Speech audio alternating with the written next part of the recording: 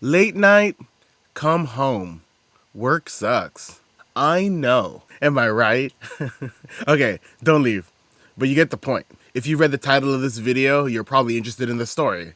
So, submitted for the approval of the Megatennist Society, this is the tale of the Angriest Atlus Staff. Atlus is a mysterious company with a mysterious history. Atlus was created April 7th, 1986 by Naoya Hirano, who worked for Tecmo along with a few other employees including Koji Okada, Kazutoshi Ueda, Hideyuki Yokoyama, Tsukasa Masuko, and I've read there's like 6 or 7 founding members, but I don't know who the other 1 or 2 are. Presumably, one of them is Kazunari Suzuki, the son of the famous Genichiro Suzuki, the creator of the Monster Maker card game. Initially, Atlus was made to develop games and release them for other companies. But by 1986, they decided to start publishing games for themselves as well. However, a year before they decided to be the Atlus we know, they made games such as Digital Devil Story, The Karate Kid, Jaws, Gotcha, The Sport, Bio Warrior Dawn, Town and Country Surf Designs, Major League Baseball, Zexus, and the video game that matters for this video, Erika and Satoru's Dream Adventure. Yes, a tiny group of people made more than 11 games in basically just 2 years. Erika and Satoru's Dream Adventure is an adventure game released September 27th, 1988, developed by Atlus for Namco. It's about twin brother and sister Erika and Satoru, who explore the mysterious world where strange animals live in search of the Crown of Time. The main gimmick of the game is that 2 people can play it at the same time, each controlling one of the siblings, so eat your heart out, it takes 2. A game like this would be a novel addition to gaming history normally, as something you could just bring up in conversation while you're waiting for your Chipotle order. It came and was mostly undiscussed for a while, till 2001. 13 years after its release, 2chan posted about a mysterious message found inside. And here's how to see the message, according to the cutting room floor. You gotta beat the game and wait for the last screen, which is a photo of the characters with the word END. Let it sit for 18 minutes, the photo will go black and white. Let it sit for another 18 minutes, it will go sepia tone. Wait for 55 minutes and then the music stops.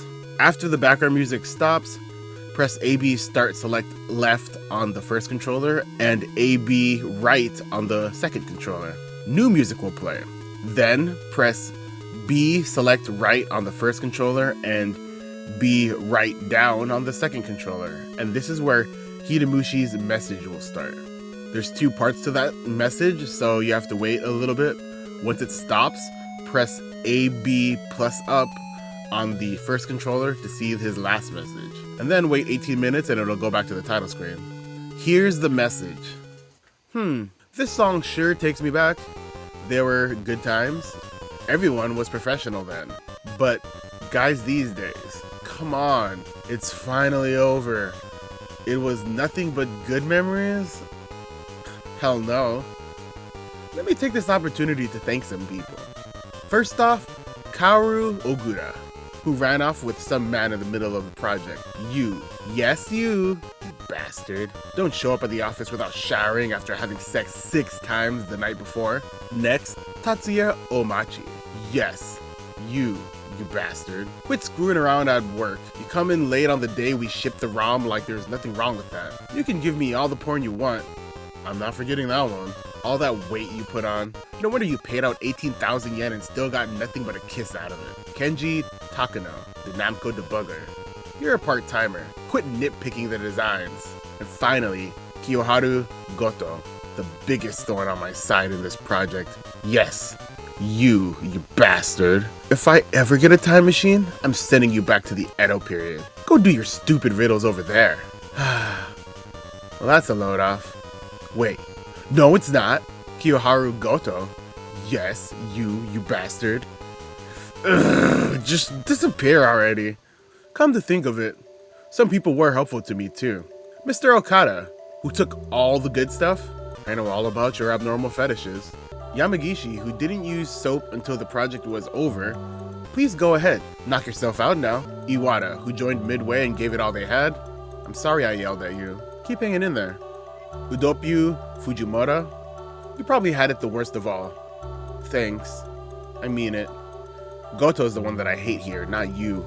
Also, Takayama, Kudo, Suzuki, Maki, Kaneko, Aihara, Sato, the angel of my heart, Iga, thanks everyone. Yokoji, thank you for all your hard work. I'll give this game to your wife on her birthday. Kazumushi, I'm sorry I couldn't come back home much. I love you, and always have. Hidemushi. That was a lot. But it really just makes us have more questions. Why is this here? Who are the people named? And most of all, who is Hidemushi? First off, it's not really known why it's here. There's a lot of theories on 2chan, and they range from being the ramblings of a mentally unwell guy, or just a very frustrated guy, or a player boy who's just messing around. Next, it's who are the people named? That's tricky. Some of them are very obvious, especially if you're a megatennist. I'll run through them in order of how they were named. Kaoru Ogura clearly left the industry early, and their only credit was for the game The Karate Kid, which came out a year before Erika and Satoru. Tatsuya Omachi doesn't have much to his name outside of the story and level design for Digital Devil Story Megami Tensei. He was a colleague of Kazunari Suzuki before joining Atlus, and joined Atlus only because he was invited by Suzuki. Omachi also has script writing credits for Shenmue 1 and 2, and he was the 12th staff recruited by Atlus. Because of how Omachi is spelled, we know that the names might not actually be their true names, probably meant to cover Hidemushi if someone found the message while developing the game, or, like I said, it could just be a joke.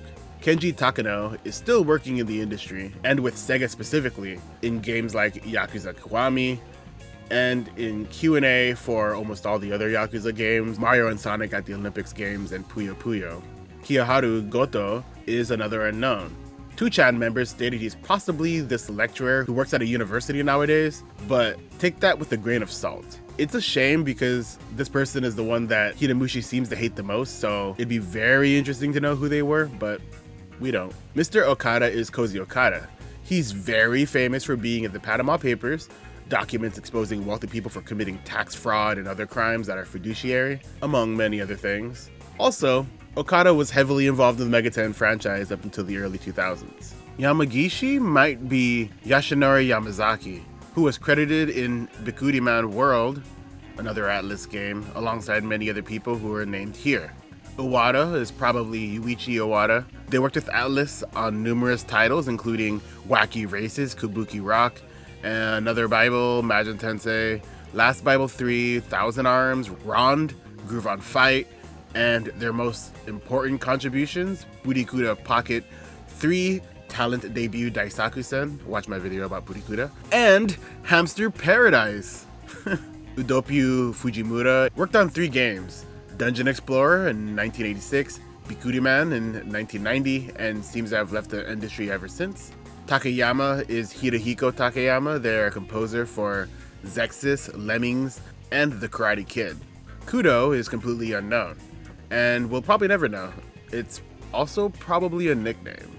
Suzuki is Kazunari Suzuki, known for their very problematic statements on social media, making a kusoge porn game, doing a Kickstarter for a visual novel that's almost 3 years late to release, the SMT tabletop RPG variants that are riddled with typos, and they also made Giten Tensei. Maki seems to be Tsukasa Masuka.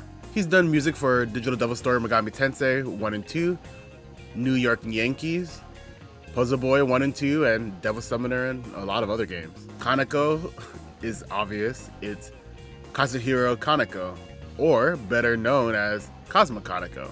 No one knows why he's famous though. Aihara is Seigo Aihara, famous for being the PR, but he was also the graphic designer and the inspiration for Meteor Masa in Persona. He worked with Atlus until 2001, but not before having his hand in many important Atlus titles like Growlancer, Hamster Paradise, Jack Bros, Power Instinct, and Busen Wizardry Alternative. Sato is probably Sawako Sato. They worked as a character designer, a graphic designer, and other design-related titles for games like New York Yankees, Wacky Races, Puzzle Boy, Shin Megami Tensei If, Devil Summoner, and Soul Hackers, which was their last game before they seemingly left the industry.